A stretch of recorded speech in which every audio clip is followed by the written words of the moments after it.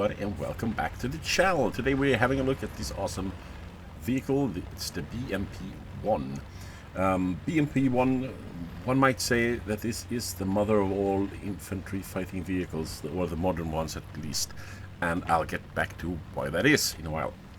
So the BMP1 is a Soviet amphibious tracked infantry fighting vehicle in service today.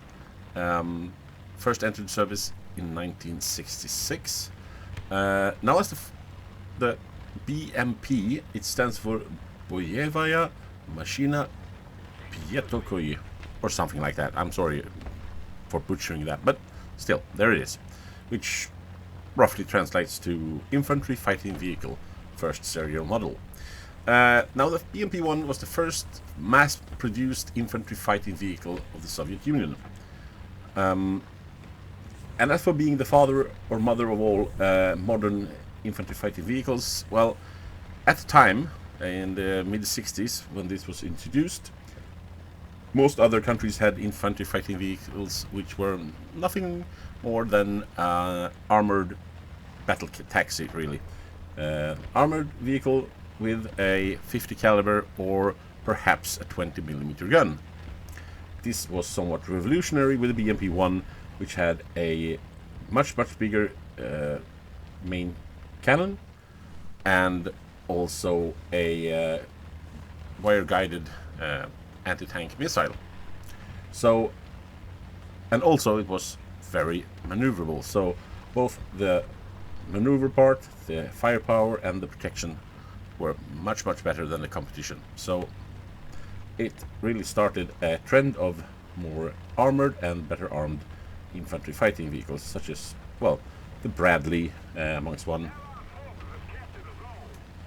Now, 1966 entered production, and production ended somewhere around 1982 or 83. And the Soviet Union produced somewhere around 20,000 of these machines. And that's not the end of it. Czechoslovakia produced 18,000 of them, India somewhere around 800, and the People's Republic of China somewhere around 3,000 of them. So there's really a lot of these vehicles, and it's not strange that they are still in service. I mean, there are lots of spare parts laying around. The requirement for the BMP, which first was drawn up in the 1950s, stressed speed, good armament, and the ability for all squad members to fire from within the vehicle. And as you can see here on this footage, you have 4 hatches on top, which is open. You can open them, and oh, here we go. We just fired at close range to a T-91. Anyways, those hatches can be opened, and the soldiers can fight from there. Or there are hatches on the sides of the vehicle which can be opened, and essentially it's gun ports, so the gun can stick out and you can fire on your unsuspecting enemy. Well, here you see an example of the armor not being that good. It was really made for to stop 20mm at most. The front being the most armored and well sloped, so it could stop somewhere around 20 to 23mm rounds. Otherwise, it is made to protect from 50 cal armor piercing rounds from the sides. The top, however, is much thinner. It's somewhere around 3 to 6mm. So if you get strafed by an aircraft or a helicopter, you're pretty much done for. Firepower consisted with a combination, as I said before, of the 73mm A2A28 Grom gun and a launcher for the 9M14 Malchuka, or AT-3A Sager A for in NATO terms. Anti-tank wire-guided missile. The gun was intended to engage enemy armor vehicles and lightly armored vehicles up to a range of about 700 meters. And the missile, of course, could go further than that. So really, the firepower was very good. However, one big drawback with the gun is its inability to go below -4 degrees of gun depression.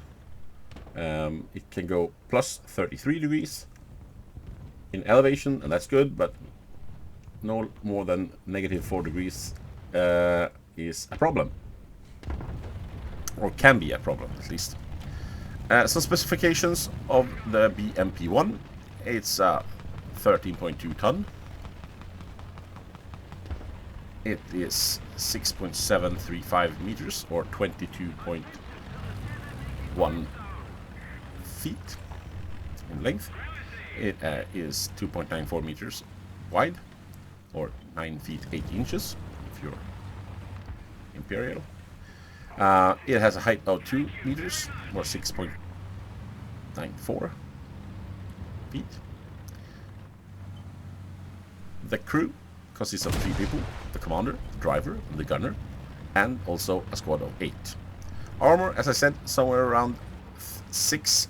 It says 6 here. I have a number of 3 on the top, but let's go with 6 millimeters to 33 millimeters in front, or 0.24 inches to 1.3 inches. It is welded rolled steel, nothing fancy, but it does the job. Main armament, as I said, is 73 millimeter 2A 28 drum smoothbore gun with 40 rounds. The 9M14 Malchuka ATGM with 4 rounds. It has a 7.62 millimeter PKT coaxial machine gun with somewhere around 2,000 rounds carried. Engine, a UTD-20 V6 diesel engine producing 300 horsepower at 2,600 RPM, giving it a, well, decent performance, I would say. It's not a rocket ship and was never meant to be, but it gets you there in, well, maximum speed on road is said to be 65 kilometers an hour, or 40 miles an hour. Off-road, somewhere around 45 kph, or 28 miles per hour. It can also swim. It is fully amphibious, and then it is thought to make somewhere around 7 or 8 kph, or 4.3 to 5 miles an hour. Here in War Thunder, you find the BMP both at the Soviet tree and here in the German tree, as the East German markings on the side of the turret tells you. It is, I think it's a good vehicle in War Thunder if you have support, which I have here from the heavy tank, the IS-6, which engages the enemy and who takes a pot shot at me but doesn't kill me, so that I can sneak up and deliver the good news. But firstly, I see two T-29, so an ATGM, which fired one. The gun finished off the second one, and by this time the IS-6 has taken care of that AMX. So let's turn around and finish the last of the enemies up to the hill. Here you see that engine, well, it gets you to speed, but it takes you quite a while. That's the last T-29. Maybe it's a T-32, I'm not sure. ATGM a bit high, but it's a top down, so gets the job done. So as I was saying, if you play this wisely and with support from other heavy tanks, it is a good tank, a good vehicle. You can snipe from a distance with the ATGM. The gun, well, it's good enough to finish off lightly armored vehicles. Here we strafed, and still we got lucky and didn't. Well, we lost one crew member and the engine got damaged, but not too bad. Could be worse. Yeah, the gun, it's decent. It's not that good, but it gets you there. You'll just have to be smart and aim for weak spots. ATGM, awesome. Drawback there is that you only carry 4 of them. Otherwise, I really like it compared to the other 7.3 in battle rating German IFV, the Marder. This is much better, I believe. in the way that it is more maneuverable, it has better armament, and a lower profile. So in that way, I really like this one. I really hope you enjoyed this short video about the BMP1, and be sure to comment, like, subscribe, and hit that notify button so that you get the notified next time we release a video. If you like these kind of videos, be sure to check out my other videos on the channel. I believe I have somewhere around 100 videos, all including all containing this type of material about infantry fighting vehicles and or aircraft. So, with that said, I hope you have a nice evening, day, night, or whenever you watch this, and I'll see you back at the channel soon. Have a nice one, and catch you next time. Bye bye.